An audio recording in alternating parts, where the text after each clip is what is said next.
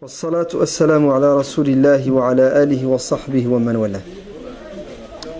السلام عليكم ورحمة الله. L'imam al-Bukhari, rahimahullah, Muhammad ibn Ismail al-Bukhari, compilateur du hadith, qui est aussi un faqih. C'est-à-dire l'imam al-Bukhari ne s'est pas contenté uniquement de compiler, de ramasser les hadiths du prophète sallallahu alayhi wa sallam. Walakin, il a trié, il a sélectionné déjà les hadiths. C'est la première des choses qu'il a faites. Dans son livre, le Sahih, il y a à peu près 7000 hadiths. Avec ceux qui se répètent. En réalité, il y en a 4000 et quelques qui sont différents. Mais sachez que l'imam Bukhari a sélectionné les 7000 hadiths à partir de centaines de milliers de hadiths. En d'autres termes, il a dit tous les hadiths authentiques sahih qui existent, je ne les ai pas retenus. J'ai mis dans ce livre un choix de hadiths. Vous avez entendu? Vous savez ce que ça veut dire? Ça veut dire qu'il y a beaucoup de hadiths sahih que l'imam Bukhari. Oui? C'est pas moi qui le dis, c'est lui. Remarque, question. Mais il est fou. Des hadiths sahih, il les laisse. Mais il fait quoi l'imam Bukhari? Vous savez qui est l'imam Bukhari? Quand il est né, il était aveugle. Sa mère a été attristée. La nuit, elle a vu le prophète Ibrahim alayhi salam dans ses rêves. Il a dit, t'inquiète, ton fils il va recouvrer la vue. Et il est redevenu voyant, comme vous et moi. Et il a fait un rêve quand il était jeune. Le prophète sallallahu alayhi wa sallam était assis. Il y a des mouches qui venaient, qui voulaient se poser sur le prophète, et il les éloignait. Il est allé demander à son maître, que signifie ce rêve? Et son maître lui a dit, tu vas éloigner du prophète les hadiths qui sont faux. Et tu vas tamiser. Ouais, la sunna du prophète sallallahu alayhi wa sallam. Parce que malheureusement, des malades, des hypocrites, ont inventé des hadiths pour détruire et salir l'islam. Et l'imam Bukhari fait partie de ces savants qui sont devenus les défenseurs de l'islam, de la sunna, en tamisant, en enlevant les hadiths inventés, faibles, qui sont faux. Voilà que l'imam Bukhari fait quand même un choix de hadiths parmi la grande quantité de hadiths authentiques. Vous entendez? Je vous dirai après pourquoi il a fait ça. L'imam al-Bukhari rapporte dans son Sahih un hadith Sahih. C'est le hadith d'un compagnon qui s'appelle Abu Barzata al-Aslami radiyallahu anhu. Abu Barzata al-Aslami. Abu Barzata va s'enrôler dans l'armée musulmane pour aller combattre des pseudo-musulmans qu'on appelle Al-Haruriya ou Al-Khawarij. Des gens qui se sont égarés de manière manifeste, non pas parce qu'ils ne faisaient pas la prière, parce qu'ils ne jeûnaient pas, parce qu'ils ne lisaient pas le Coran, parce qu'ils n'étaient pas sincères, parce qu'ils n'étaient pas pieux. Ils se sont égarés parce qu'ils ont pris les armes contre leurs frères musulmans, parce qu'ils ont considéré leurs frères musulmans comme égarés, parce qu'ils ne pensaient pas, ils ne comprenaient pas la religion comme eux, ils l'ont comprise. Ou plutôt, pour être précis, ils ont pris les armes contre les musulmans qui n'avaient pas les mêmes interprétations que eux de certains versets du Coran et de certains hadiths. Alors qu'ils partageaient avec les musulmans beaucoup de points fondamentaux de l'islam. La prière entre autres, le jeûne. Voilà qu'ils divergeaient, ils n'étaient pas d'accord sur des interprétations de certains versets du Coran et de certains hadiths. Conclusion, ils ont utilisé la force et la violence verbale, psychologique, physique, militaire contre les musulmans qui ne pensaient pas comme eux. Pourquoi? Parce qu'ils voulaient leur imposer par la force leur conception et leur pratique de la religion. Vous avez entendu? Ça s'appelle du fanatisme. Ça s'appelle de l'intolérance. Et c'est une maladie. Parmi les grandes maladies du cœur, le prophète sallallahu alayhi wa sallam a dit Thalatun muhlikat. 3 choses vont faire la perte de l'être humain. 3 défauts, 3 péchés. Si vous les avez, vous êtes mort, vous êtes cuit. Parmi les 3, vous savez lequel? I'jabul mar'i bi nafsihi.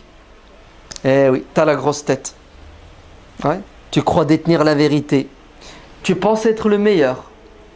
Le prophète sallallahu alayhi wa sallam a dit Man qala halaka al-muslimun fahuwa ahlakahum. Ahlakuhum. Celui qui dit les musulmans sont perdus, allez, tous les musulmans sont nuls, ça sous-entend que moi je suis le... s'ils sont nuls, c'est que moi je ne suis pas nul. Parce que si j'étais nul comme eux, je ne le dirais pas. Donc quand tu dis tout le monde est nul, tout le monde est pourri, ça veut dire que toi tu ne l'es pas. Donc, tu es le pire parce que tu as la grosse tête. Vous entendez? Parce que les autres, s'ils font des péchés, certes, ils font des péchés, mais toi tu fais un péché pire, qui est l'orgueil, al-kibr, parce que tu te crois supérieur aux autres. Vous avez vu? Ou ahlakahum, c'est lui qui est à l'origine de leur égarement. Parce que au lieu de les aider à sortir de leur égarement, c'est qu'est-ce qu'il fait? Il les condamne. Et un musulman intelligent, c'est un musulman qui a de l'amour et de la miséricorde envers la communauté du prophète. Et qu'est-ce qu'il fait? Il leur tend la perche en essayant de les ramener dans le droit chemin et non pas en s'érigeant comme juge et bourreau. Si bien qu'il passe son temps à les condamner, à les envoyer en enfer en disant qu'ils sont égarés et que lui, bien entendu, il est bien guidé. Donc 3 péchés sont mortels. Le fait d'attraper la grosse tête, c'est ça. Le fait de croire que tu as toujours raison. Le fait de croire que tu détiens la vérité par excellence. Washuhun muta', l'avarice sans limite. Ouais. Il est même avare de sourire. Sourire, ça coûte rien, sourire. Il lâche rien, le mec. Ouais. Il a du mal à donner aux autres. Il a du mal à donner de la gentillesse, de la bonté. Je ne vous parle même pas donner de son argent, de ses biens, de son temps. Rien du tout. Tout est à sens unique avec lui. Il prend, mais il ne donne jamais. Parce qu'il est quoi? Il est avare. وَمَنْ يُقَى شُحَّ نَفْسِهِ فَأُولَيْكَ هُمُ الْمُفْلِحُونَ. Celui qui arrivera à extirper de son cœur ce péché de l'avarice sera gagnant. L'avare est proche de l'enfer, loin de Dieu, loin du paradis. Le généreux est proche du paradis, loin de l'enfer et proche de Dieu. Hadith sahih. Et le 3e, c'est quoi? Wa hawan muttaba'. Et le mec qui suit ses passions, ses envies. Tu lui prouves A plus B que la vérité c'est ça et il la refuse. Tu sais pourquoi il la refuse? Parce que ça ne l'arrange pas, tout simplement. Ça ne lui plaît pas. C'est contraire à ce qu'il sait, à ses habitudes. C'est contraire à ce qu'on lui a appris. Donc, il préfère rester dans l'erreur que de quitter sa posture. À cause de quoi? À cause de ses passions. Il a du mal à changer. Hein? 3 péchés. Ce sont tous des péchés du cœur. Le prophète dit muhlikat. Ça mène la personne à la perte.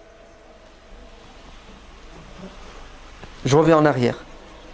Abu Barzat al-Aslami, il s'enrôle en l'année 63 de l'Hégire. Il s'en va pour combattre, qui ça? Des pseudo-musulmans. C'est comme ça qu'on va les appeler. Ouais. Qui ont pris les armes contre leurs frères musulmans. Une minorité de musulmans qui ont décidé de régler un différend avec les autres en usant de la violence. C'est terrible quand même, hein? Alors que c'est juste une histoire de discussion. Tu dis ce que tu penses, je dis ce que je pense. T'es pas d'accord avec moi? Moi non plus, je suis pas d'accord avec toi. Et après, tu restes sur ta position, je reste sur ma position. Allahu yahkumu baynana wa baynakum wa huwa ahkamul hakimin. C'est ce que Dieu nous demande de dire avec les non-musulmans. Tu dis à l'autre qui veut bien t'entendre qui tu es, c'est quoi ta croyance? Il accepte, tant mieux. Il accepte pas, c'est quoi la solution? C'est quoi la solution? C'est tu restes dans ta religion, lakum dinukum, moi, et je reste dans ma religion. Et qui va trancher entre toi et moi? C'est Dieu. Et tu sais quand il va trancher? Fantadiru inna muntadirun. Attends, j'attends. Nous attendons quoi? La mort. Et après la mort, la résurrection. Et après la résurrection, le jugement. Et là, tu verras si tu avais tort ou si tu avais raison. Et moi, je verrai si j'avais tort ou si j'avais raison. Alors pourquoi tu veux faire la guerre? Pourquoi tu veux me tirer dessus? Pourquoi je veux t'éliminer? C'est stupide. C'est pas la solution qu'à Dieu a donnée aux différends entre les êtres humains sur terre. La solution coranique, c'est quoi? C'est la discussion. Wajadilhum bi allati hiya ahsan. Polémique de la meilleure façon. C'est ça? Et après, le reste, ça ne te regarde pas. Wama anta alayhim bimusaytir. Tu n'as pas été envoyé pour imposer aux gens. Imposer quoi? La vérité. Le prophète, il est dans la vérité. Dieu lui a dit attention, attention, ne te trompe pas. Hein. Tu sais ce que tu dois faire? Tu dois exposer. Tu dois surtout pas chercher à imposer. Wama anta alayhim bi jabbar. Eh oui, tu n'es pas un tyran qui est venu pour les dominer et leur imposer. Afa anta tukrihu an-nasa hatta yakunu mu'minin. Vas-tu forcer les gens à devenir croyants? Ce n'est pas ton rôle, ce n'est pas ta mission. Ta mission, c'est de les attirer vers Dieu de la meilleure façon. Ud'u ila rabbika bil hikmati wal maw'izati al hasana. Appelle les gens avec sagesse, avec exhortation. Ah ben les Khawarij ont laissé de côté des versets du Coran clairs pour s'attacher à des versets du Coran équivoques, c'est-à-dire qui peuvent avoir plusieurs sens. Et ça va déclencher chez eux quoi? De l'assurance, car ils vont croire qu'ils ont la vérité avec un grand V et qu'ils ont été missionnés par Dieu pour guider les gens dans leur vérité, et celui qui ne voudra pas l'accepter, malheur à lui. Alors que je viens de vous dire, qu'est-ce que le Coran dit? Non. Et c'est ça le problème des musulmans.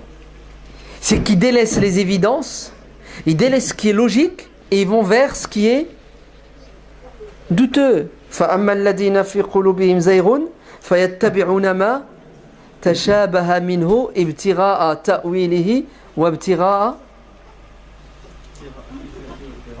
comment?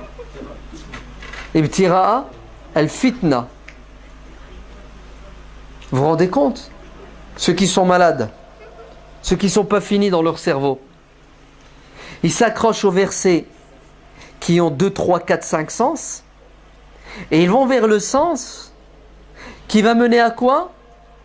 Qui va mener à la division, qui va mener à la zizanie. Parce que eux-mêmes, ils sont prédisposés à la division, à la bagarre, à la zizanie. Alors qu'ils délaissent ce qui est clair, net et évident. C'est terrible ou c'est pas terrible? C'est de la folie. Et je suis en train de vous parler de gens qui étaient pieux, hein, qui priaient plus que les compagnons, qui jeûnaient plus que les compagnons. C'est ce que le hadith dit. Yahqiru ahadukum salatahu. Ta prière, rien par rapport à la leur. Ils prient 10 fois plus que toi et moi. Allez, pardon, que les sahaba. Allez, au niveau de la pratique, ils étaient au-dessus des Sahaba. Vous entendez? Ça, le hadith des Khawarij, il est mutawatir. Nickel, on ne peut pas le nier. Est-ce que vous entendez? Des gens qui prient plus que les compagnons, qui jeûnent plus que les compagnons, qui lisent le Coran plus que les compagnons, et ils sont à côté de la plaque et ils vont en enfer. Oui, c'est le prophète qui l'a dit qu'ils vont en enfer, c'est pas moi. Donc tu vois bien que la pratique, elle toute seule, n'est pas suffisante. Tu vois bien que la sincérité, à elle toute seule, n'est pas suffisante. Il faut que tu sois sincère, il faut que tu pratiques, mais il faut surtout et avant tout, en premier, que tu comprennes bien. Al-fahm. Parce que si tu as mal compris, tu vas pratiquer, tu vas jeûner, tu vas prier, tu vas, et tu vas aller en enfer. Bien sûr, les Khawarij sont en enfer. Tu es même capable de tuer ton père et ta mère. Et les Khawarij ont tué les Sahaba. Ils ont tué les Sahaba. Ils ont tué Ali ibn Abi Talib. Et des dizaines de Sahaba et des centaines de Sahaba. Donc vous voyez bien que l'habit ne fait pas l'imam. Ça va? Il se fait tard, hein? L'habit ne fait pas l'imam. L'habit ne fait pas le musulman. Même ta pratique ne fait pas de toi un musulman. Mais bien sûr. Il faut d'abord que tu aies là-dedans des idées claires. Il faut que tu comprennes la religion de manière claire. Ouais. Sinon, tout ce qui vient après, si c'est bâti sur quelque chose de faux, de mal compris, ça donne le moussiba. Les Khawarij sont les premiers à avoir foutu le boxon dans la communauté. Et ils l'ont fait au nom de Dieu, au nom du Coran et de la Sunna. Vous entendez? Au nom du Coran et de la Sunna, ils ont foutu le boxon. Au nom du Coran et de la Sunna, ils ont tué les compagnons. Au nom du Coran et de la Sunna, ils ont versé des tonnes de sang.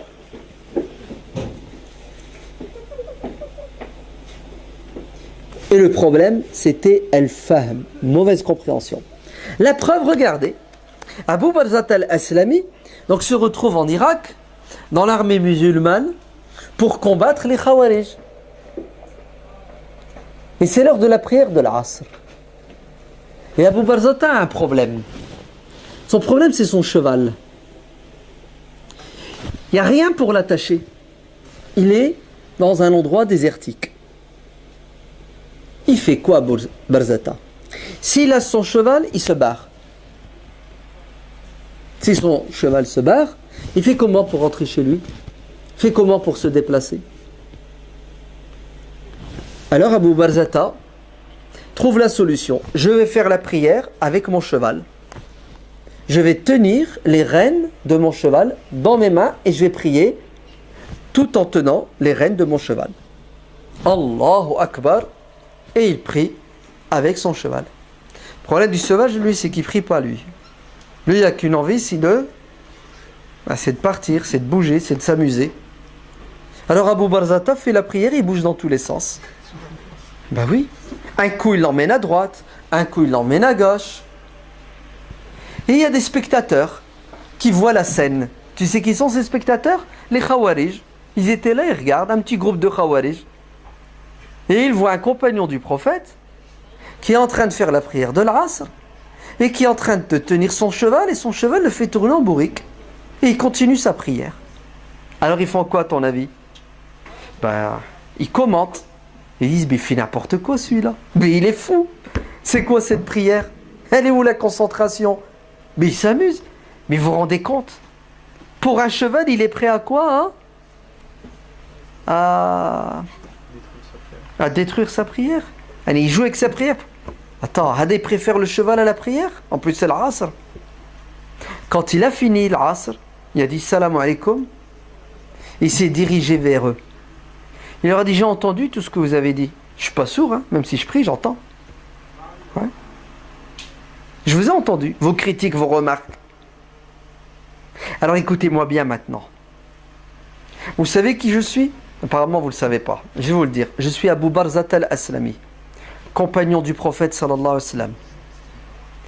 J'ai participé à 8 batailles à ses côtés. 8 expéditions militaires, j'étais aux côtés du prophète. Wallah, le prophète n'était pas comme vous. Regardez maintenant ce qu'il va en dire. Wallah, le prophète n'était pas comme vous. C'était pas quelqu'un de dur comme vous. Ouais. Le prophète, c'était quelqu'un de souple, de réaliste, de pragmatique. Je lâche mon cheval. Et je fais comment pour rentrer chez moi? Si je le lâche, je fais comment? Ma femme, mes enfants. Voilà, c'est moi qui vais vous apprendre comment faire la prière. C'est moi qui vais vous apprendre comment il faut comprendre les pratiques religieuses à la lumière des objectifs de l'islam. L'islam n'est pas venu remettre en question nos intérêts matériels, nos biens matériels. La religion en elle-même n'est pas venue remettre en question la dunya. Elle est venue gérer la dunya. Le din est venu gérer la dunya. Alors Abu Barzata, qui a bien compris le sens de la religion, regardez comment il a résolu son problème. Alors, qu'est-ce que vous en pensez? Intelligent ou pas intelligent? Intelligent. Vous n'oserez pas dire le contraire. Ouais. Sinon, vous allez devenir des khawarij. Puisque c'est ce qu'ils ont dit de lui. Donc, vous êtes tous obligés de dire, ouais, c'est super, c'est intelligent. D'accord? Abu Barzata, c'est quelqu'un de... C'est bon? Vous avez compris le hadith? Très bien. Deuxième hadith dans le Bukhari. Sahih. Jabir ibn Abdillah ibn Hiram radiyallahu anhu. C'est pas n'importe qui. Il fait partie des 7 grands compagnons habilités et qui ont fait beaucoup de fatwas. Jabir. Il a rapporté plus de 1000 hadiths. C'est un grand compagnon. Min fuqaha sahaba. Jabir ibn Abdillah, un jour, Allahu Akbar, il fait sa prière. Et vous savez comment il fait sa prière? Il fait sa prière juste avec une serviette. Izar. C'est ce que c'est l'izar? Hein? Tu prends une serviette entre le nombril et le genou. Et il fait sa prière comme ça. Et le problème, c'est quoi? C'est que ses vêtements sont juste ici à côté. Il y a tout. Il y a tout ce qu'il faut pour être sapé nickel. Et il fait sa prière comme ça. Et il y a quelqu'un qui l'a vu. Quand il a fini sa prière, il lui dit: Jabir, tu fous quoi? Tu as tes vêtements, au lieu de te couvrir comme il se doit, tu fais ta prière avec un izar. Qu'est-ce que lui dit Jabir? Il lui dit: j'ai fait exprès de la faire comme ça pour qu'un malade comme toi... Oui. Il lui dit ahmaq, un fou, un malade. Ouais, traduction. Un fou, ahmaq, pour qu'un fou comme toi, un malade du cerveau comme toi, me fasse la remarque. Ouais. Pour que je lui dise, que je lui enseigne que, au temps du prophète, sallallahu alayhi wa sallam, on n'avait pas de vêtements. On priait avec ce qu'on avait. Et le prophète, il était souple. La religion, elle était souple. C'est vous qui la compliquez. Vous avez compris? Qu'est-ce que veut passer Jabir comme message? Il veut lui passer un message qui est le suivant. Les musulmans compliquent les choses. Vous entendez? Les musulmans rendent les choses difficiles, compliquées. Alors que le dîn n'est pas comme ça. Au temps du prophète, tu croyais qu'on avait tout ce que vous avez aujourd'hui comme vêtements? Rien. On faisait avec ce qu'on avait. Et ça passe. Troisième hadith. Ali ibn Abi Talib, chez le Bukhari toujours. Il fait ses ablutions. Quand il a fini le wudu, il se met debout, il prend la coupole, ouais, bref, le truc dans lequel il mettait l'eau. C'est ça? La coupole. Il se met debout, il la prend et il boit. Et quand il a fini de boire, c'est ce qu'il leur dit. Vous savez pourquoi j'ai fait ça? Pour vous montrer que le prophète sallallahu alayhi wa sallam buvait debout. Oui. Allez, j'ai fait ça exprès pour vous donner une leçon. Oui. Parce qu'il y a certains qui doivent penser que c'est haram de boire debout. Ah ben moi, Ali ibn Abi Talib, je connais mieux le prophète que vous. Je l'ai vu boire debout. Regardez, je bois debout comme il a bu debout. Ça va? Pourquoi vous compliquez les choses? Pourquoi les musulmans, ils ont toujours une tendance à aller vers le haram, ouais, vers ce qui est compliqué? Alors que le propre de l'islam, c'est quoi? Yuridu Allahu bikum wa la yuridu bikum. C'est incroyable. Dieu vous veut la facilité. Et il ne vous veut pas la difficulté et la gêne. Eh oui. C'est-à-dire cette religion, elle est venue pourquoi? Pour être accessible aux musulmans de tout temps, de toute époque, quel que soit leur niveau social, quel que soit leur niveau intellectuel, quelle que soit leur santé physique, quel que soit leur niveau de pratique religieuse, de foi. Comme ça, elle englobe le maximum de personnes. Ce n'est pas une religion élitiste, réservée à la crème, ouais, mais c'est pour tout le monde. Ouais. Il ne faut pas restreindre, fermer la porte qui mène à Dieu. Il faut la laisser grande ouverte. C'est clair? Très bien. Ça donne quoi aujourd'hui, ça? Concrètement aujourd'hui, qu'est-ce que ça donne? Ben, ça donne, malheureusement, des musulmans qui ont une approche et une interprétation de la religion, une pratique de la religion, basée sur quoi? Sur la difficulté, ouais, sur la dureté, la méchanceté, si bien que ça fait fuir les gens de l'islam. Et c'est exactement ce que veut Shaitan. Il veut que les gens fuient et n'aillent pas vers Dieu. Le prophète sallallahu alayhi wa sallam dit, toujours chez le Bukhari, wa inna minkum la munaffirun. Il y a parmi vous des gens qui font fuir. Il y a parmi vous des gens qui font fuir les autres de la religion. Et vous savez comment ils les font fuir? Au nom de la religion, avec la religion. Quand le prophète dit aux Sahaba, il y a parmi vous des gens qui font fuir, est-ce que vous croyez que les Sahaba ont inventé une religion? Ils ont ramené quelque chose de... Ils vont les faire fuir au nom du din. En fait, au nom de leur compréhension et pratique de la religion qui est quoi? Qui est erronée. Parce qu'elle est en contradiction avec les principes de base fondamentaux du din qui sont la souplesse et la facilité et la miséricorde. Vous connaissez tous le hadith du bédouin qui est uriné dans la mosquée? Ça va? Qui ne connaît pas? 2, 3, 4, 5, 6, 7, 8, 9, 10, 11, 12. C'est bien. On est là pour apprendre. Vous allez ressortir de la mosquée moins bête. Vous êtes content? C'est bien. Il faut être content quand on apprend quelque chose.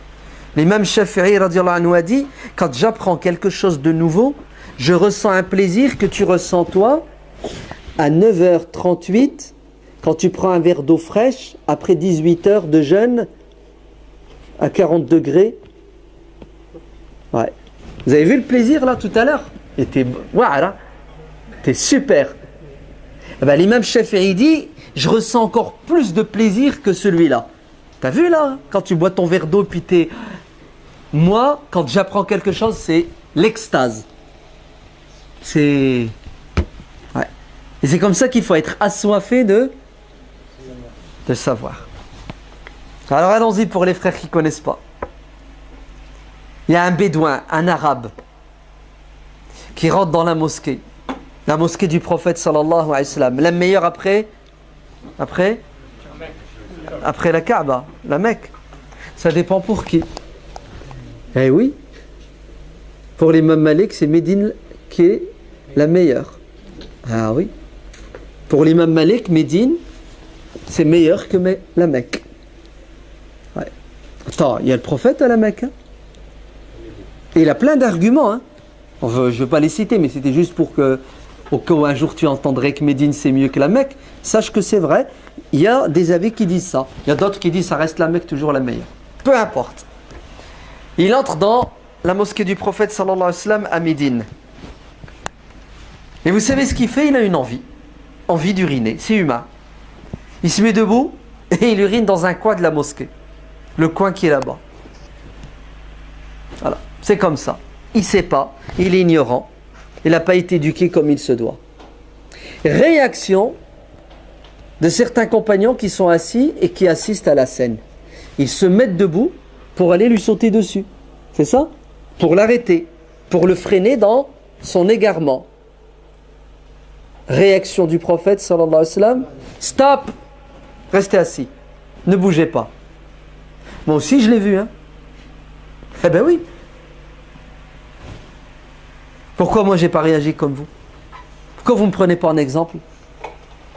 Vous avez réagi sous la colère, la passion. Vous n'avez pas fait attention à la sagesse. Laissez-le finir. Car si vous l'interrompez violemment, ça peut lui faire mal. Le prophète sallallahu alayhi wa sallam a le souci de quoi? De la santé du mec. Il n'y en a rien à cirer de ta moquette. Ben oui, tu me prends la tête pour ta moquette. Ils sont comme ça les musulmans aujourd'hui. Vas-y, fais une erreur, rentre dans la mosquée, oublie d'enlever tes chaussures. T'es mort. T'es mort. Et wallah, heureusement qu'ils n'ont pas des flingues. Sinon, là, direct.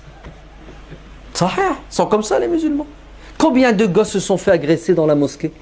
Des gosses, parce qu'ils ont sali, ils ont jeté. Combien de gosses se sont fait torturer psychologiquement par quelqu'un qui fait la prière depuis 40 ans?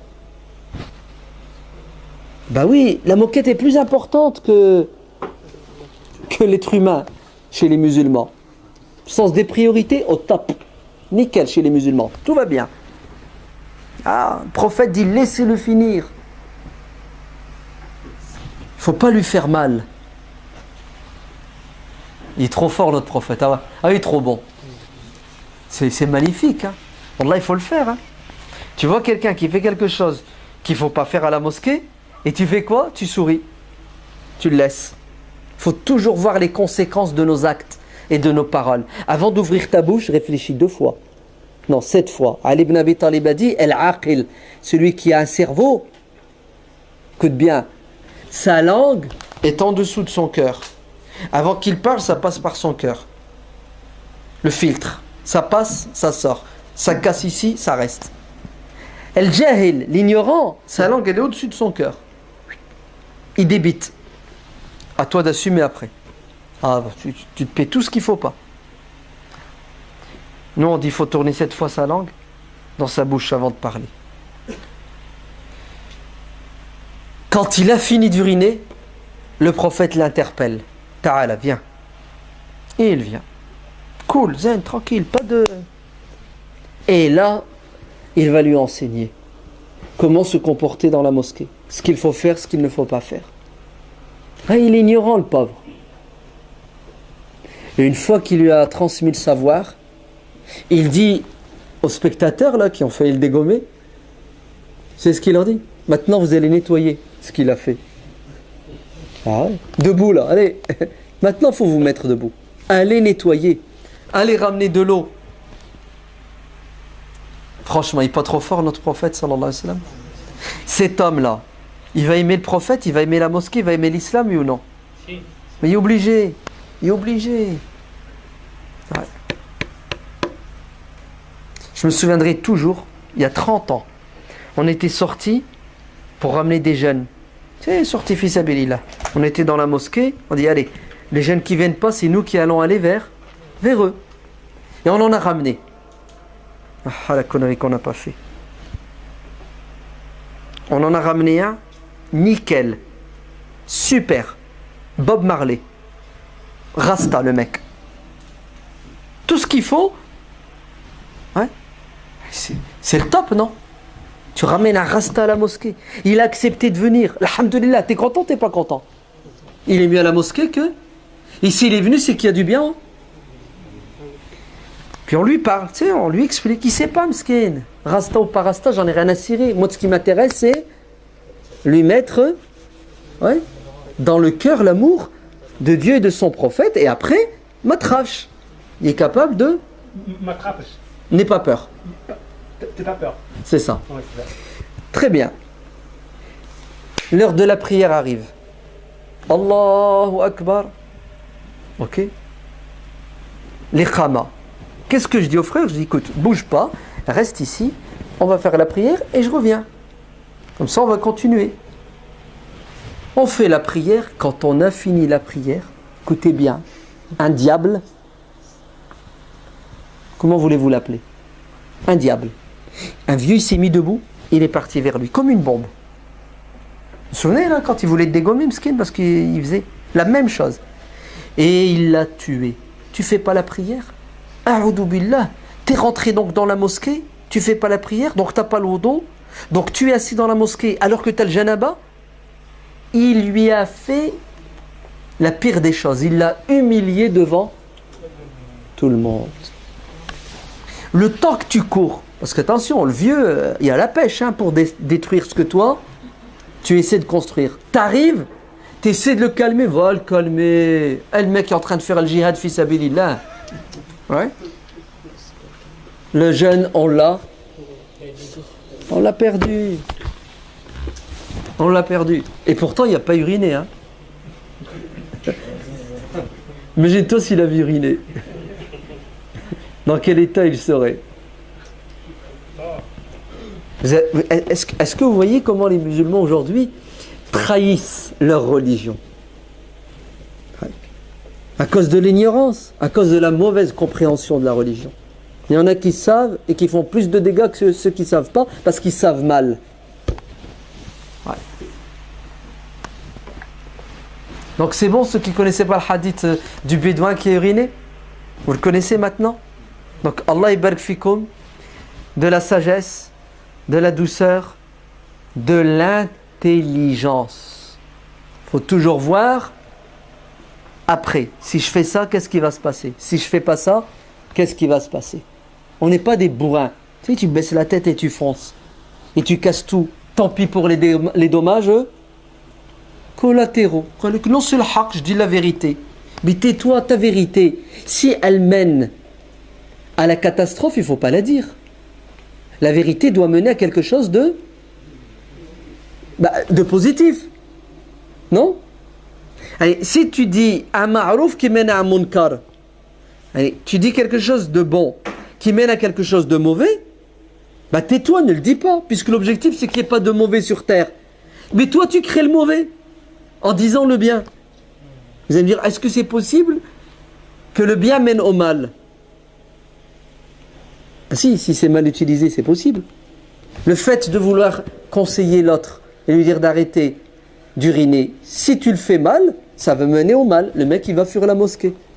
Allez, le moyen que tu dois utiliser, il doit être quoi? Il doit être bon pour avoir des résultats qui sont bons. Mais si tu utilises un mauvais moyen avec une bonne intention et ça donne des mauvais résultats, tu es à côté de la plaque. Ouais? L'imam Ibn Taymiyyah, rahimahullah, il assiste avec ses élèves à une scène. Il voit des musulmans mongols qui boivent de l'alcool. Ils sont pétés. Ivres dans la rue. Ivresse sur la voie publique. Qu'est-ce que veulent faire ces élèves? Ils veulent les corriger, les rappeler à l'ordre. C'est ce que fait Ibn Taymiyyah, leur dit, restez là. Ne bougez pas. Laissez-les dans l'état. Qu'ils continuent à boire. Ah, ya imam, le munkar, c'est blâmable, c'est haram. Le musulman, il doit quoi? Il doit conseiller son frère. On peut pas... Calmez-vous, laissez-les. Pourquoi, Yachir? Regardez la réponse de l'imam Ibn Taymiyyah. Car quand ils sont ivres, quand ils sont pétés comme ça, ils n'ont plus leur tête. Alhamdulillah. Au moins, ils ne violent pas nos femmes. C'était des musulmans à côté de la plaque. C'est soit ils sont pleins toute la journée, et quand ils sont à jeun, ils violent 2-3 musulmanes, après ils vont boire un coup. Ouais. Les Mongols, ils se sont convertis au début, ils n'étaient pas très catholiques, il faudra du temps pour qu'ils soient un peu plus islamiques. Ibn Taymiyyah, avec son intelligence, préfère quoi? Préfère laisser un mal que de le corriger et que ça donne un mal encore plus grand. Intelligent ou pas intelligent? Voilà, c'est ça la bonne compréhension de la religion. Avant d'agir, tu calcules le pour et le contre, les avantages, les inconvénients. Ouais. Parce que l'islam est venu pour le bien-être et le bonheur de l'être humain sur terre et dans le delà. Et l'imam Ibn al-Qayyim rahimahullah dit, l'islam c'est la religion de la miséricorde, de la sagesse et de la justice. Ainsi, tout ce qui est contraire à la miséricorde, à la sagesse et à la justice est contraire à l'islam. Même si certains musulmans prétendent que c'est de l'islam. Sachez qu'ils se trompent car ils ont mal compris la religion. Vous avez entendu? L'islam, c'est la religion de quoi? De la sagesse, hikmah, ar-rahma, la miséricorde et la justice. Tout ce qui contredit ça, c'est contraire à l'islam. Même si tu prétends que c'est de l'islam. Le problème, il n'est pas dans l'islam, il est dans ton cerveau qui a mal compris ce que Dieu et son prophète disent. C'est clair? Alhamdulillah. Ça suffit ou ça suffit pas? Je me touche. Vous avez encore un petit trou là? Non, ça suffit. Hein. Qu'est-ce que tu en penses? Non. Tu as encore soif. Allah ibarak. Allah izidlik. C'est bien. Ça fait plaisir de voir que des musulmans cherchent à comprendre et à connaître. C'est ça qui va nous sauver, l'ilm. Ouais. Quand il n'y a pas de ilm, quand il y a des musulmans qui connaissent la moitié de ce qu'il faut savoir, Allah, ça fait des dégâts. Qatalou, qatalahumullah. Ne savent-ils pas que le remède contre l'ignorance, c'est le savoir? À quelle occasion le prophète a dit cela? Lorsqu'il a envoyé une petite armée. Et il y en a un qui a été blessé à la tête. Il se réveille le matin en état de janaba. Il doit faire les grandes ablutions. Il leur dit, écoutez, il caille, l'eau est froide, je suis blessé. Si je prends une douche, je ne suis pas clair. Il leur dit, quoi? Tu ne peux pas faire la prière si tu n'as pas fait les grandes ablutions puisque tu es en état d'impureté, de souillure majeure. Il leur a dit, ouais, mais vous ne trouvez pas qu'il y a quelque chose de plus important? Ma santé, ma vie?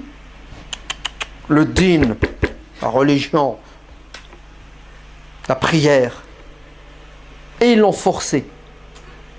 Il a obtempéré. Il s'est lavé. Il est mort. Oh, ils l'ont enterré. Il est mort. D'aucuns te diront, ben, c'était Maktoub. Il est mort. Il devait mourir. Ah, les musulmans, pour justifier leur connerie, ils ont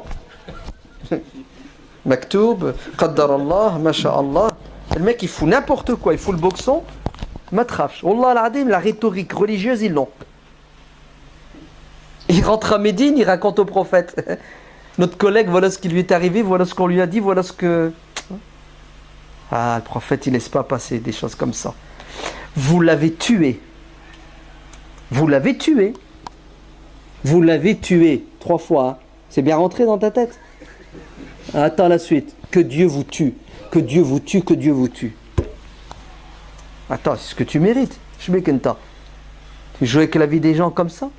Ne savez-vous pas que le remède contre l'ignorance, c'est le savoir? Tais-toi, tu sais pas, t'es qui? Pourquoi tu donnes des fatwas? Pourquoi vous allez toujours du côté de la difficulté? Pourquoi vous ne mettez pas l'être humain au centre de la préoccupation de la religion? Et c'est vrai qu'il est au centre. Car le din, il est venu pourquoi? Il est venu pour l'intérêt de l'être humain. Oui ou non? Le din, il est venu pour ton intérêt, pour te sauver, pour garantir, préserver ton intégrité physique, psychologique, matérielle. La preuve, le prophète alayhi salam a dit, l'honneur du croyant, la vie du croyant et les biens du croyant sont sacrés. Pas touche. Ouais. Pas touche. Il y a un jeune, il m'a posé une question, on est à Umrah. Il m'a dit, mon patron, il m'a dit, si jamais je te vois faire la prière, je te vire. Je lui dis, oui, et alors? Il me dit, j'ai demandé à un frère, il m'a dit, prie. Parce que Allah a dit dans le Coran, la prière à l'heure, c'est une obligation. Et s'il me vire, n'aie pas peur. Allah va pourvoir à ton rizq. Je lui dis, et t'en penses quoi? Ouais, c'est vrai. Si j'obéis à Allah, Allah il va... Regardez comment il lui a répondu. Abu Barzata, il leur a dit, Allah, je lâche pas mon cheval. Ouais. On a, subhanallah, un plaisir à mettre les gens dans les galères. Au nom du din, hein? Au nom du din. Ouais. Vous vous souvenez de la dernière fois? Hiram ibn Milhan, il a arrêté sa prière et s'est barré. On l'a raconté. Non. Au lieu qu'il lui donne des solutions pour garder son travail et prier en même temps, ouais, prier en même temps, nous on va faire les deux, hein, on va marier les deux. Regardez tout de suite, khalas. Tu sacrifies au nom du din. Vous savez ce que ça veut dire? C'est-à-dire tu demandes à l'être humain de porter quelque chose qu'il ne peut pas porter. Et s'il y arrive aujourd'hui, dans 5 jours il sera fatigué. Dans 15 jours il sera fatigué et il va tout laisser tomber. Vous avez vu les dangers? Quand vous mettez la barre haute, quand vous demandez aux gens de supporter l'insupportable, peut-être que dans un premier temps, parce qu'ils ont la pêche, c'est ça? La ferveur, le zèle, le hamas, ils y arrivent. Mais ça ne dure pas, ça. Ça ne dure pas. Attention, ya Abdallah, tu vas peut-être vivre longtemps et tu n'arriveras pas à tenir ce rythme. C'est parce qu'il a dit, Abdallah ibn Amr ibn al-As, qui a mis la barre haute, le prophète a voulu le ramener à quoi? Cours doucement. Attention, c'est long, hein? C'est un marathon qui t'attend. C'est pas un 100 mètres. Non. On croit que plus c'est dur, plus Dieu aime. Plus on souffre, plus Dieu est content. Ah oui, il y a des gens qui croient que c'est ça la religion. Alors que le prophète sallallahu alayhi wa sallam a dit, Dieu n'a que faire de la souffrance de cet homme. Pourquoi il se prend la tête à faire le pèlerinage à pied?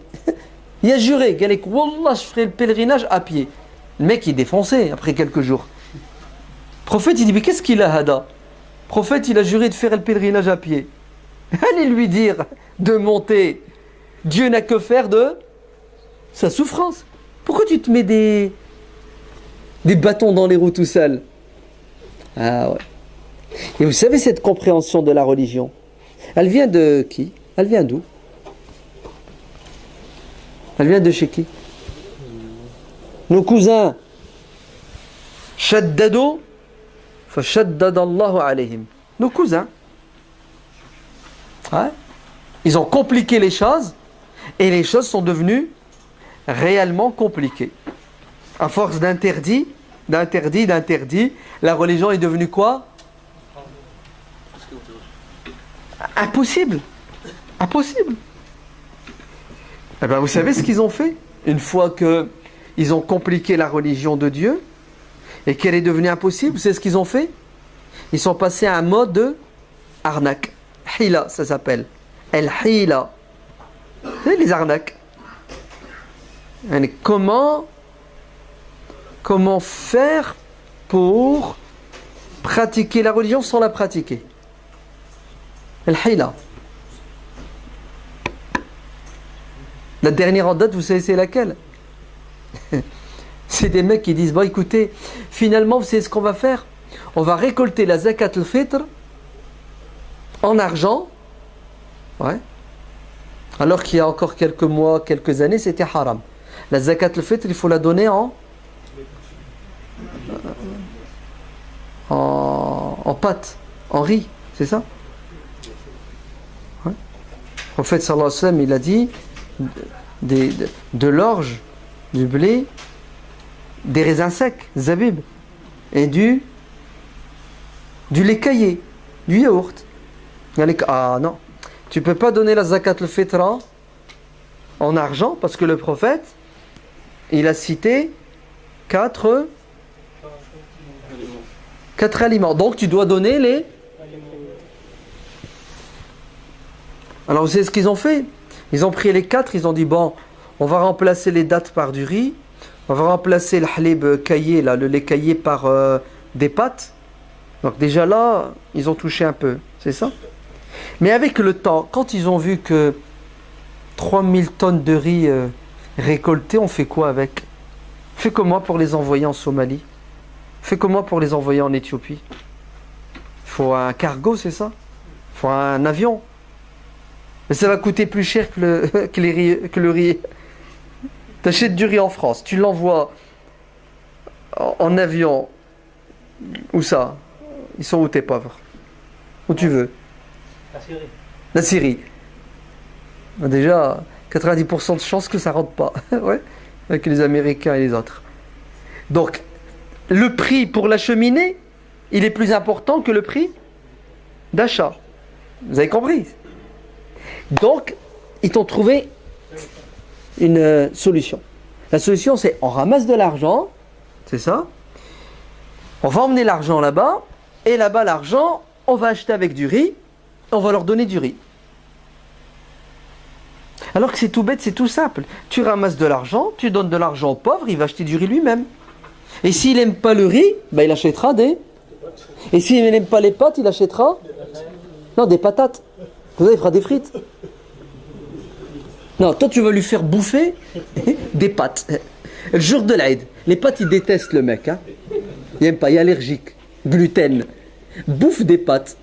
C'est pas un Aïd que tu lui fais vivre, c'est une punition. L'enfer. Le mec, il se retrouve avec 100 kilos de pâtes. A'oudou billah. Je bouffe pas de pâtes, je les déteste, les pâtes. Donnez-moi l'argent avec lequel vous avez acheté les pâtes et je vais acheter ce dont j'ai... Non, non, non, non. Haram. Le prophète sallallahu alayhi wa sallam, il a dit, tu lui donnes des dattes, du lait caillé, des yaourts. Vous avez vu comment on fait? Quand on complique, à un moment donné, on est obligé de tricher. Tu sais, de sortir des pirouettes. Galolé que c'est haram de la donner en argent. Maintenant, ils la ramassent en argent. Ouais. Ils transfèrent l'argent et sur place, ils achètent pour truc. C'est tout bête. Donne l'argent et puis l'affaire est... Eh non, parce que tu ne veux pas comprendre la religion à la lumière de l'intérêt du pauvre. C'est ça? L'intérêt du pauvre, c'est quoi? Ben, c'est qu'ils reçoivent 100 € le jour de l'Aïd. Là, il est content, ton mec.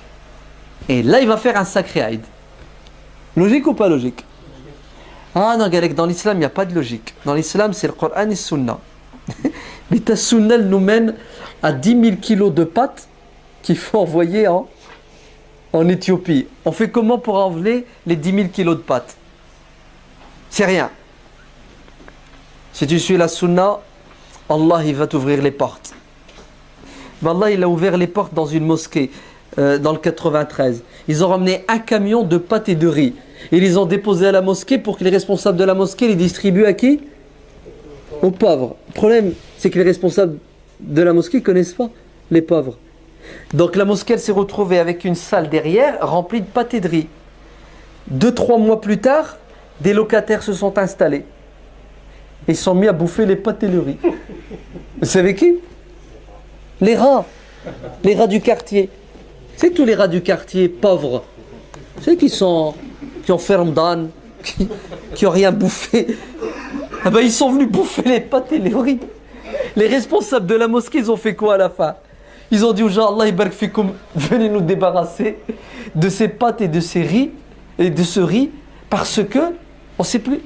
Ben, les gens, ils se sont servis, ce qui a été bouffé, ça a été jeté à... Oh! Bravo! T'as vu? Quand tu penses comme les Khawarij, qu'est-ce que ça donne? Ben, ton cheval, il se barre. Abou Barzata. S'il devait penser comme eux, il aurait perdu son cheval. Vous savez comment il faut penser? Ouais. L'islam, c'est une religion qui est fondée, qui est basée sur des principes au sol, ouais, immuables, qui ne changent pas. Et tout ce que Dieu et son prophète nous ont demandé de faire, ça va dans ce sens. C'est ça? Lequel de sens? Al-hikmah, la sagesse, la justice, la miséricorde, le bien-être, le bonheur. Et tout ce qui contredit cela, contredit l'islam. Même si tu prétends que Dieu et le prophète l'ont dit, le problème il est dans ton cerveau, tu as mal compris ce que Dieu a dit et le prophète. Est-ce que c'est possible qu'un musulman comprenne mal ce que Dieu a dit et le prophète? C'est possible? Non, c'est pas possible. Oh, je vais me suicider. Mais je raconte quoi depuis tout à l'heure? Je te parle des Khawarij qui utilisaient le Coran et tout et qui ont compris de travers. T'es fatigué mon frère. Mais je te comprends, hein, 18 heures de jeûne, 2 heures de tarawih. Normalement tu devrais être dans une civière. Ouais, c'est normal, hein. Wallah al-Adim. Et un frère il me l'a dit. Il m'a dit, je suis mort, je suis fatigué, j'en peux plus. Du matin jusqu'au soir, je travaille, transport, 3 heures de trucs. Il m'a dit, il me reste la peau sur les os. Ouais. Et c'est logique, c'est normal. On n'est pas des... Hein? Des quoi? Robots. Des robots. Ah, tu sais ce qu'on est? C'est ce que ça veut dire? Allah il nous a créés faibles. C'est ça la vérité. Parce que c'est Allah qui l'a dit. On est faible. On est même très faible, tiens, au passage. Donc il faut ménager ça. Sa monture. Il faut la ménager. Sa monture. Ouais. Ta voiture, mollo avec elle. Ouais. Si tu forces trop, elle va exploser. Elle va exploser. Eh oui. Ton corps, vas-y mollo avec lui. Sinon, tu vas l'abîmer. Fa innal munbatta la ardan qata'a wa la dhahran abqa. Et celui qui met les bouchées doubles, il prend son cheval et il court parce qu'il veut arriver. C'est ce qui va lui arriver, miskin? Barakallahu fik. Il va pas arriver parce que son cheval va crever. À un moment donné, il va être essoufflé, crise cardiaque. Il n'aura pas atteint ses objectifs parce qu'il n'a pas été sage. Il n'a pas...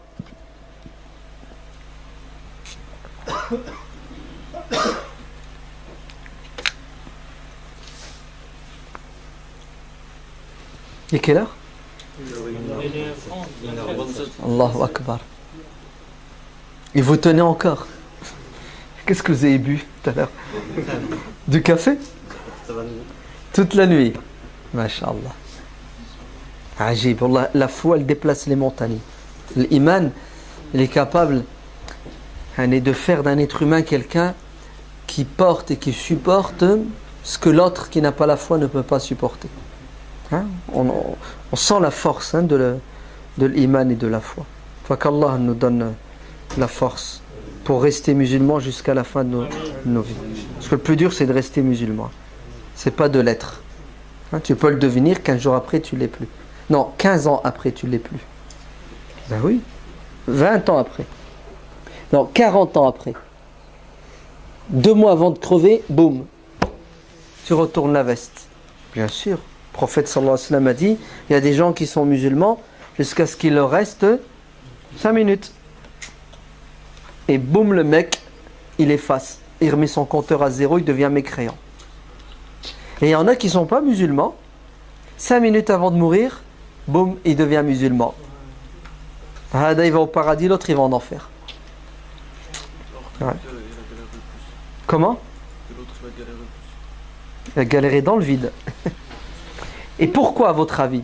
Pourquoi, à votre avis, Hada, avant de mourir, il devient mécréant et l'autre, avant de mourir, devient musulman? Pourquoi? Un coup de baguette magique. Il roulait, puis tout d'un coup, il a vu la lumière et... Pourquoi? C'est la volonté d'Allah. Bah, c'est pas juste. Si c'est la volonté d'Allah, c'est pas juste. Parce qu'on dit que c'est tout est écrit déjà. À l'avance. Tout est écrit à l'avance. Donc je vais te mettre une droite. D'accord? C'était écrit, t'as pas le droit de me dire pourquoi je t'ai frappé puisque c'était écrit. Oui? Je l'accepte, toi, l'acceptes. Tu l'acceptes? Ah, allez lui piquer son argent, tout de suite sa voiture. Il accepte. Avoir l'intention de le mettre. Attention mon frère. Faut bien comprendre. Non, il n'y a pas de hasard. Vous entendez? Il n'y a pas de... Hada, il était musulman, 5 minutes avant de mourir, boum, il devient mécréant. Ben non. Le problème, vous savez c'est quoi? C'est qu'on est une chose et on oublie. Eh oui. On a lu le hadith, ouais, et on ne sait pas que ce hadith, il est rapporté d'une autre manière, avec un élément en plus qui va te permettre de comprendre comme il se doit le premier hadith. On a un gros problème avec la compréhension de la sunna et des hadiths. Même avec le Coran, on a un gros problème. Si tu prends un verset du Coran qui dit Fawailun lil musallin, puis tu t'arrêtes là. C'est ce que ça veut dire? Malheur à ceux qui font la prière. J'arrête de faire la prière. Vous avez vu? Tu vas prendre un verset, tu vas le comprendre tout seul et tu vas t'égarer.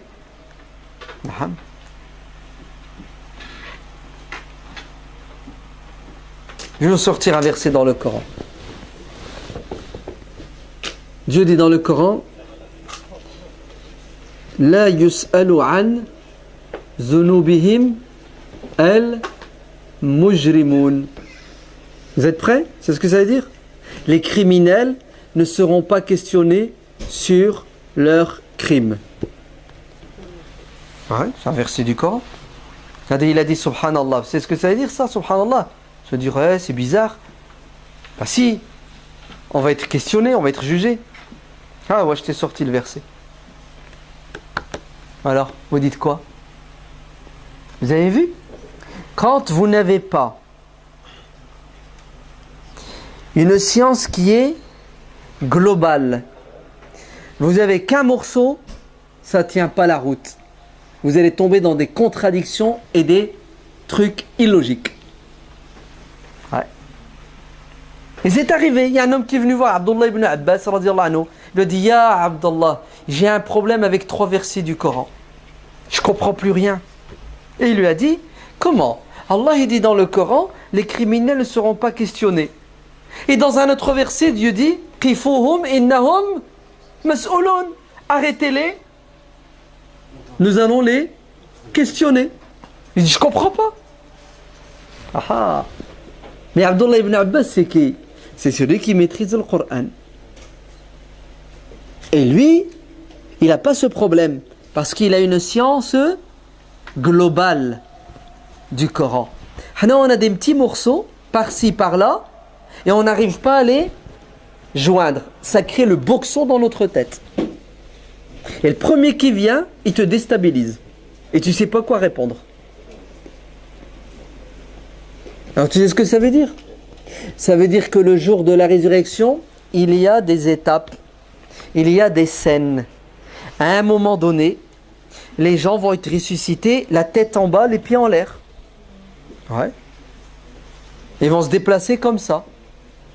Puis à un moment donné, boum, ils vont se remettre droit. Ouais. À un moment donné, ils seront aveugles.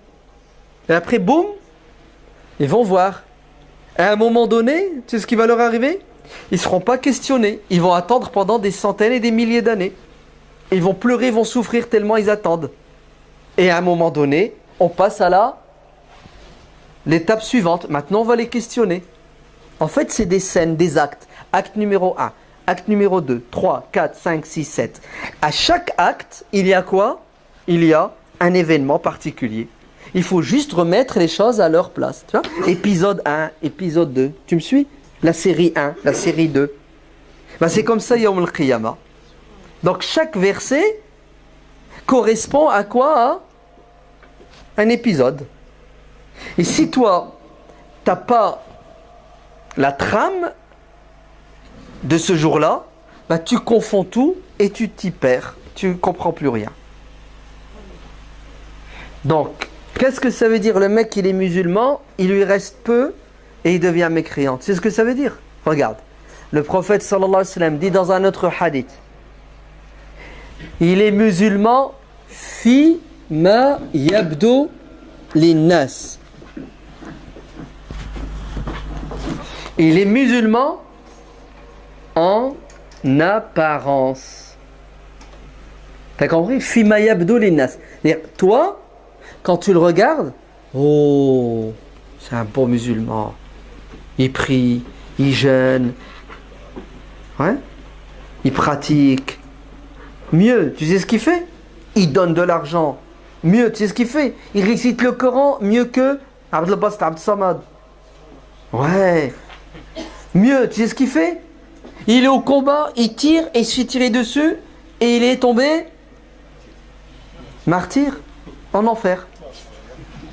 Bah oui. Ah là, tu crois qu'il y a des martyrs qui vont pas en enfer? Ah bah oui. L'habit ne fait pas l'imam, Allah yahdik. Il est vraiment fatigué à votre pote là. Ramenez-lui du café ou quelque chose.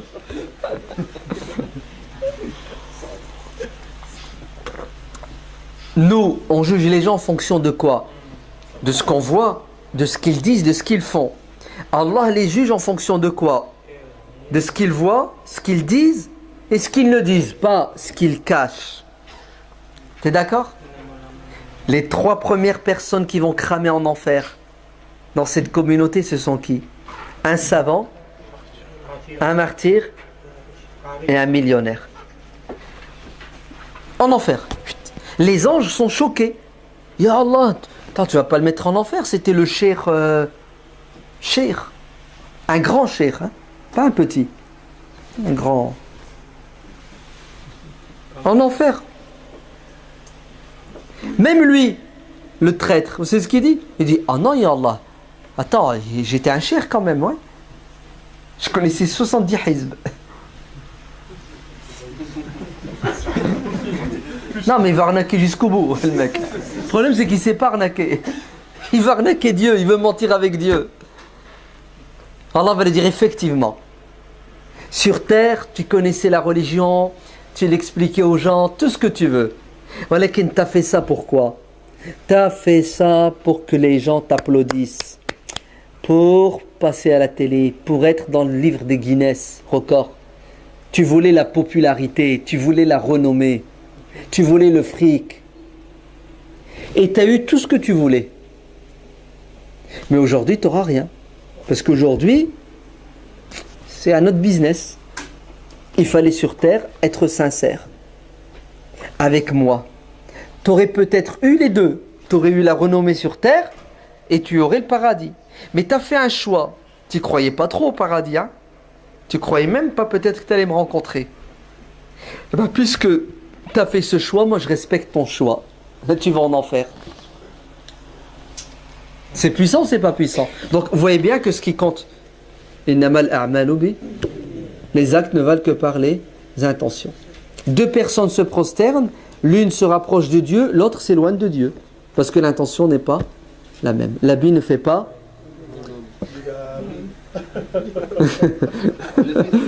Il fait exprès. C'est bon, j'accepte. Les actes ne valent que par les intentions. Donc, il est musulman, il est hyper pratiquant d'après ce que les gens constatent. En fait, il arnaquait tout le monde. Et il pensait arnaquer Dieu. Alors tu sais ce qui lui est arrivé? Quelques moments avant de mourir, quelques jours, quelques années, Dieu lui a retiré son masque. Et son vrai visage est apparu au grand jour. Voilà. Vous avez compris? L'autre là, qui n'est pas musulman, pour toi, il n'est pas musulman, rien. Mais en vérité, au fond de lui-même, il voudrait être musulman. Il veut connaître la vérité. Il veut connaître Dieu. Il a au fond de lui-même une soif de connaître la vérité. Eh bien, puisque son intention est d'adorer Dieu, mais il ne sait pas, il n'arrive pas à le trouver. Il n'y a pas de musulmans pour le mettre sur le chemin droit. Les musulmans ne veulent pas bosser, ils ne veulent pas expliquer la religion aux gens. Eh bien, Dieu, il intervient directement. Et il lui enlève son masque de non-musulman et il lui fait une chirurgie esthétique. Et il est tout beau, il est musulman. Vous avez compris? Alors, ça tient la route maintenant, ça tient pas? C'est clair, hein? Ah, c'est mieux quand on comprend, ouais. Quand on comprend pas, c'est catastrophique, hein? C'est vrai, hein? La preuve, tu te prends des droits, tu dis rien. Hein? Non, mais c'est très dangereux. Il y a un mec qui a fait ça en Syrie, dans les années 60. Il a tué quelqu'un. Donc il s'est fait arrêter. Il reconnaît son crime. Il reconnaît, ouais, c'est moi qui l'ai buté. Le juge lui dit, bah écoute, pourquoi tu l'as tué? C'est ce qu'il lui a dit. Écoutez bien. Hein. Il lui a dit, c'est le destin et la volonté de Dieu. Le mec qui devait mourir et Allah m'a utilisé. Pas mal comme excuse, non? Vous savez ce qu'a dit le juge qui était plus intelligent que lui? Il lui a dit, ok, j'accepte. Bah, sache qu'aujourd'hui, Allah, il m'a utilisé pour dire que tu dois crever. Alors je signe le papier, tu vas être exécuté. Le mec il joue au con. Ah ben on va jouer au con jusqu'au bout. Logique ou pas logique? Voilà. Faut pas jouer avec la religion. La religion elle est juste, elle est claire, elle est nickel. Le problème il est dans... oui, il est chez les êtres humains. Ouais. Les musulmans qui comprennent mal, qui comprennent à moitié, ou qui ne sont pas sincères et qui veulent atteindre des objectifs personnels. Le mec qui veut la gloire, la gloriole, il veut faire du business et il utilise la religion. C'est pour cela le prophète sallallahu alayhi wa sallam condamne ces gens-là. Ouais. Il les condamne. Ouais.